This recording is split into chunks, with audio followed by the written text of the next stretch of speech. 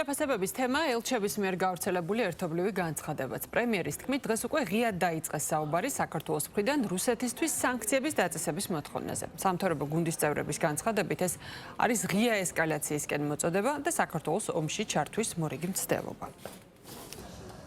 რასაც ჩვენ ვეუბნებოდ საზოგადოებას, რაც ვიღაცები ამბობდნენ, რომ თითქოს ეს არ მომხდარა, დღეს უკვე ღიად დაიწყეს ამაზე საუბარი. ჯერ იყო ევროპარლამენტის რეზოლუცია, რომელთაც ღიად მოგვიწოდეს ჩვენ სანქციების დაწესებისკენ და ახლა არის უკვე ელჩების განცხადებები. მე მინდა შეგახსენოთ, რომ არის ქვეყნები, რომლებსაც ისინი აცხადებენ პროდასავლურად, ანტირუსულადაც შემდეგ და ამ ქვეყნებისთვის, რომლებსაც ასევე არ დაუწესებიათ არავითარი სანქციები, არც ერთხელ არავის მოუთხოვია სანქციების დაწესება. აქედან ჩანს მარტივად ორმაგი სტანდარტი, აქედან ჩანს, რომ კონკრეტული ინტერესი აქვს ჩვენი ქვეყნის წინააღმდეგ. გუშინ მე მგონი სიმართლის ელექსირი ქონა მიღებული რამდენიმე ელჩს, იმდენი სიმართლე ილაპარაკეს, რაც 4 წელია არაზუსტ არ უთქვამს, ამხილეს პრაქტობრივად ყველაფერი, რაზეც ჩვენ საუბრობდით, გახდა აშკარა, რომ მთელი ეს 4 წელი მიზეზი, რატომაც ჩვენ ევროკავშირი და დასავლეთი გვერდჩოდა, იყო ის, რომ ჩვენ არ დავყევით მათ თავარ მოთხოვნას და არ წავედით ესკალაციაზე რუსეთთან.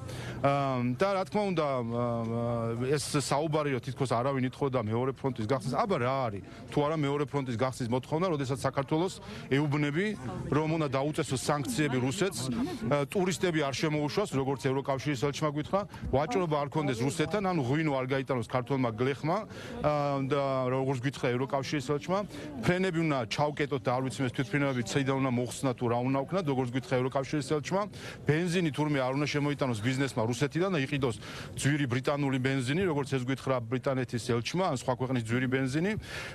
რა თქმა უნდა, ეს ყველაფერი ნიშნავს საქართველოს ჩათრევას რუსეთთან ესკალაციაში, რა თქმა უნდა, ეს ნიშნავს ომს, რა თქმა უნდა, ეს ნიშნავს ისეთ ომს, სადაც არც ბრიტანელი, არც გერმანელი, არც ფრანგი და არავინ საერთოდ არავინ ერთი ჯარისკაცი არ ჩამოვაქვს ჩვენთან გვერდზე საომრად, შეგვატოვებენ მარტო, როგორც ყოველთვის გვიწევდა და შემოგვხედავენ გარედან. ბრიტანეთის ელჩი ბოლო პერიოდია კაბინეტიდან კაბინეტში დადის პირადად და მათ შორის პარლამენტის წევრებთან და პირდაპირ ითხოვს, რომ საქართველოში არ შემოვიდეს რუსული გაზი თუ ბენზინი. ბრიტანეთის ელჩი ითხოვს სანქციების დაწესებას, ანუ ომს.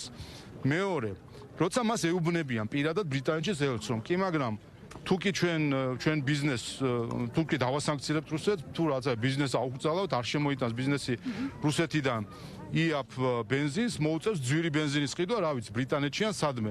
და ჩვენი მოსახლეობისთვის გაძვირდება საწვავის და ზოგადად ცხოვრება, გაძვირდება საწვავი, გაძვირდება პური, გაძვირდება ყველა პროდუქტი. იცით რა არის ბრიტანეთის ელჩის პასუხი?